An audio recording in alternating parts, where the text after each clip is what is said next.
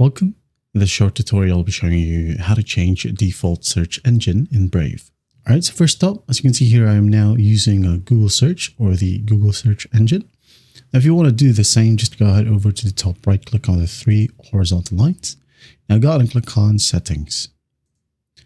In here in the left panel, what you do is just go ahead over to search engine, like so. And then in here, we have two options, okay? The normal window, the private window. So for normal window, just click on change it to Google, DuckDuckGo, Quant, or even Bing, okay? Or if you want to add in another search engine, you could just go ahead and click on manage search engines right here, okay? And from one of your site search, just click on the three dots and just make sure to click on change to default, okay? For private window, click on change, like so. By default, it uses Brave search as well.